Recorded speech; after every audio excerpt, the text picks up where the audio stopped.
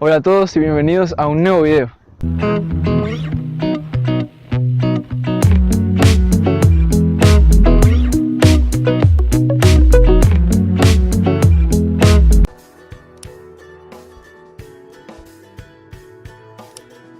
Hoy vamos a hablar sobre la salvación. Para eso hoy vamos a ver qué es la salvación, cómo se obtiene y otra cuestión que es bastante importante y que hay muchas discusiones es si se pierde o no la salvación. Vemos dos términos que aparecen en la Biblia, que es salvar, los términos salvar o salvación, que se pueden aplicar en distintas situaciones, como por ejemplo en este pasaje que trata sobre liberar a un pueblo, en ese caso, del peligro o del peligro de la muerte. Y en este otro pasaje se trata sobre la liberación de la muerte por causa del pecado, que dice así: y dará a luz un hijo y llamará su nombre Jesús, porque él salvará a su pueblo de sus pecados. Como consecuencia del pecado es la muerte. Todos aquellos que creen en Jesús, que son realmente salvos, pueden tener la esperanza, pueden estar seguros que van a tener la vida eterna junto a Dios. Como lo vemos en San Juan 3, 16 y 17, que dice lo siguiente: porque de tal manera amó Dios al mundo que ha dado a su Hijo unigénito para que todo aquel que en él cree no se pierda, mas tenga vida eterna. Porque no envió Dios a su Hijo al mundo para condenar al mundo, sino para que el mundo sea salvo por él. Ahora una pregunta: ¿cómo tenemos esa tal salvación que les estoy hablando? ¿Será que es por obras, por mis actitudes buenas que tengo hacia los demás? ¿Será que tengo que donar plata a los necesitados o dar alimentos, abrigos? ¿Será que con eso me puedo ganar la salvación? La respuesta es no. Y muchos creen que la salvación se puede obtener haciendo cosas buenas, buenas obras, pero en realidad no es así. Y ahí vemos en 2 Timoteo capítulo 1, versículo 9, que dice lo siguiente: quien nos salvó y llamó con llamamiento santo, no conforme a nuestras obras, sino según el propósito suyo y la gracia que nos fue dada en Cristo Jesús antes de los tiempos de los siglos. Y otro pasaje que también encontramos que tiene esta respuesta es Efesios capítulo 2, versículo 8 y 9, que dice lo siguiente: porque por gracia sois salvos por medio de la fe, y esto no de vosotros, pues es don de Dios, no por obras, para que nadie se gloríe. Entonces vemos claramente que la salvación no es por nuestras obras, por más buenas que sean, no es así que obtenemos la salvación, sino que es puramente por la gracia de Dios. ¿Y qué significa gracia? Gracia significa un regalo que no es merecido para nosotros, pero mismo así Dios nos proporciona. Algunos de ustedes capaz que están pensando, ¿ser salvos de qué? ¿Salvos de qué? Salvos de la ira de Dios. Vemos en Salmos 71, 7, 11, que dice así: Dios es justo y Dios está airado contra el impío todos los días. Vemos entonces que Dios es justo y nosotros somos pecadores. Nuestra naturaleza es buscar lo malo, el pecado, y estamos alejados de Dios. Desde cuando Adán y Eva comieron del fruto prohibido por Dios, entró a reinar el pecado en la vida de todas las personas. Entonces nuestra naturaleza es alejarnos de Dios, es pecar. No es buscar las cosas de Dios ni hacer las cosas para Él, sino que es alejarnos completamente de Él. También vemos en Romanos 6:23 que dice así: porque la paga del pecado es muerte, mas la dádiva de Dios es vida eterna en Cristo Jesús, Señor nuestro. Nosotros merecemos la muerte, como les decía en el video pasado sobre el arrepentimiento. Si no vieron, pueden mirar acá en la descripción. Y por último, en Apocalipsis, el capítulo 21, el versículo 8, que dice así: pero los cobardes e incrédulos, los abominables y homicidas, los fornicarios y hechiceros, los idólatras y todos los mentirosos tendrán su parte en el lago que arde con fuego y azufre, que es la muerte segunda. La consecuencia final es la muerte para todas aquellas personas que mueren en sus pecados. Así de sencillo, no hay que decirlo de forma cariñosa o menos fuerte porque si no les estaré engañando y no es ese mi propósito. Les mencioné varias veces durante este video que es la palabra pecado y capaz que muchos de ustedes no saben qué significa. Bueno, ¿de qué se trata el pecado entonces? La Biblia nos dice que el pecado es el mayor problema del ser humano y una definición básica que encontramos en ella es la siguiente, que se encuentra en 1 de Juan capítulo 3 versículo 4, que dice así: todo aquel que comete pecado infringe también la ley, pues el pecado es infracción de la ley. Entonces quiere decir que es todo lo que va en contra a lo que Dios establece. Y un ejemplo puede ser los 10 mandamientos. Por ejemplo, no mentirás. Si alguna vez has mentido, si alguna vez has robado 5 pesos de la billetera de tu padre, has robado. Ya sos pecador, ya estás condenado. Y también, como lo veíamos en el video anterior, nadie puede salvarse a sí mismo. Necesitamos de Dios para ser salvos, ya que toda persona practica el pecado, y esto lo vemos en los siguientes versículos.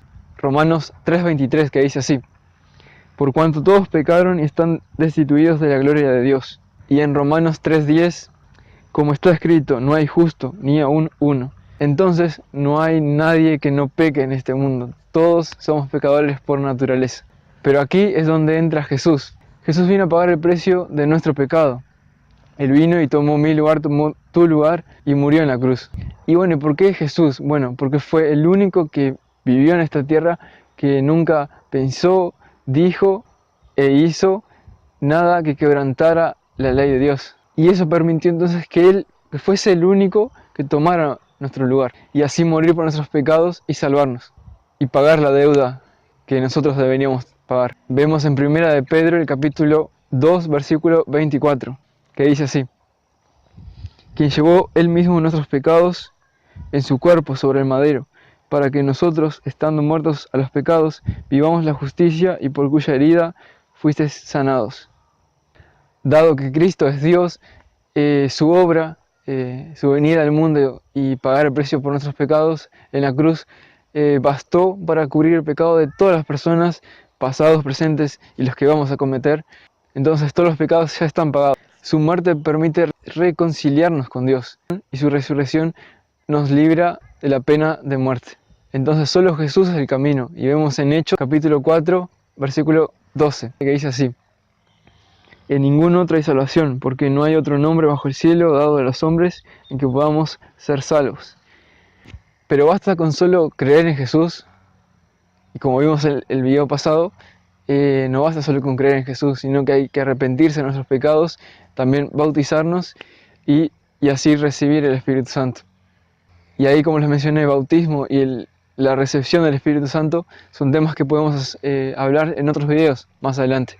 Y ahora viene la última pregunta, y la cual es muy discutida y capaz que sea importante para algunos de ustedes, que es si la salvación se pierde o no. Vemos que en muchas iglesias, muchos distintos pastores de distintas denominaciones de iglesias afirman por una u otra y dan sus justificativas para cada respuesta. Pero la correcta es que no se pierde la salvación. ¿Y por qué no se pierde, Mauricio, la salvación?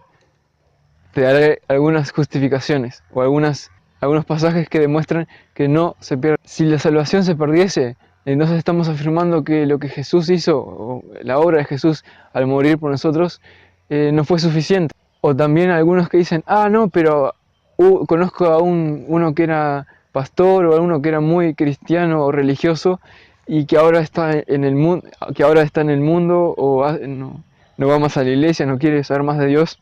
Bueno, ese no quiere decir que perdió la salvación, sino que nunca fue un verdadero cristiano, nunca fue transformado por Dios realmente, nunca conoció a Dios.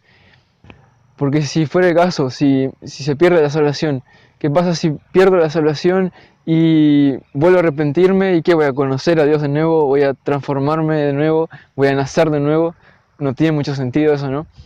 Otro ejemplo que está muy claro es que, como vimos al principio, que la salvación se obtiene por solamente la gracia de Dios y no por nuestras obras. Entonces, ¿será que por nuestras obras vamos a perder la salvación? Si ganamos la salvación por gracia y no por nuestras obras, ¿será que vamos a perder la salvación por nuestras obras? ¿O cuántas veces debo pecar o qué pecados debo cometer para perder la salvación? Son todas preguntas o cuestiones que no tienen mucho sentido. Y vemos un ejemplo en 1 Corintios, el capítulo 10, versículo 13, que dice así: no os ha sobrevenido ninguna tentación que no sea humana, pero fiel es Dios, que no os dejará ser tentados más de lo que podéis resistir, sino que dará también juntamente con la tentación la salida, para que podáis soportar. O sea, vamos a ser tentados, vamos quizá pecar nuevamente, pero como dice acá muy claro, cuando se presenta la tentación, ¿qué es la tentación? Es ese momento antes del pecado o cuando algo te seduce a pecar. Y acá dice es muy claro, la tentación, juntamente con la tentación, Dios da una salida. Tenés dos opciones, la tentación, ir a la tentación, o a la salida que Dios muestra juntamente.